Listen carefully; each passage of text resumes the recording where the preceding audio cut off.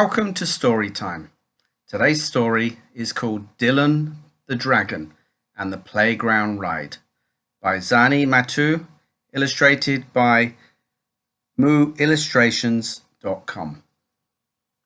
Dylan, the young blue dragon, lived deep in the Rockstone Mountains of Scotland. Every day, the playful young dragon woke up early in the morning and flew all around the mountains and valleys looking for something to do. When he was hungry, he would go home to his cave, where Mummy Dragon would have hot soup ready for his dinner. "Wash your wings and get ready for tea. I've made your favourite today, darling, pea and toad soup," said Mummy Dragon. Dylan sighed. "Ugh. Thank you, Mum," he said sadly. "Whatever is the matter, son? Every day you come back home happily for your tea, but today you look so sad," inquired Mummy Dragon. "I'm lonely, Mum. I can't find anyone to play with. In all the lakes, mountains and valleys in Rockstone, there isn't a single dragon for me to play with," he grumbled. "Well, how about this for an idea? Why don't you fly down to the village playground and see if the children there want to play with you?" Dylan woke up bright and early the next day. He was very excited that he would soon have friends to play with every day. He put on his baseball cap and school tie and flew past the valleys and mountains until he reached the little village of Falkirk. He glided down to a passer-by to ask for directions to the children's playground. That way," pointed the quivering man. "Oh, he must be cold," thought Dylan. "After all, humans don't breathe fire like dragons, so they must find it very difficult to keep warm." Not long after, Dylan the dragon came in for a swift landing in the center of the playground.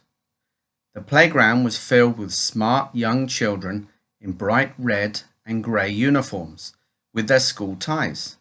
Dylan tugged at his tie and cleared his throat. He felt very well dressed for the occasion. He was about to open his mouth to introduce himself when he suddenly heard, "Ah! Run! It's a dragon! He's going to burn us alive!" yelled one of the boys. All the children ran frantically towards the exits and disappeared in no time. Dylan sighed sadly. All he wanted was some friends to play with, but clearly humans were very scared of dragons.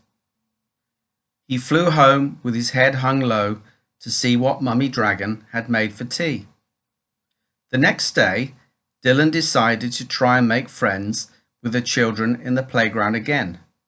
He tucked his white handkerchief in his left gill and scooped up a large branch lying on the floor.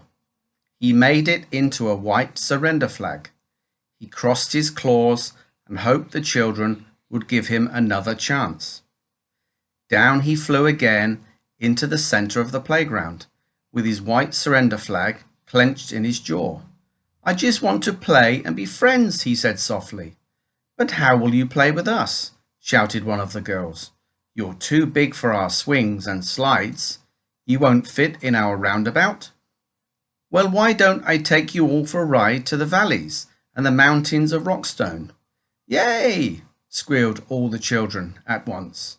They climbed onto Dylan's back, and off the children went on a very exciting flight. From that day, Dylan and the playground children were friends, and every day Dylan the dragon would take the children on the best playground ride ever. Well, that was the end of our story today.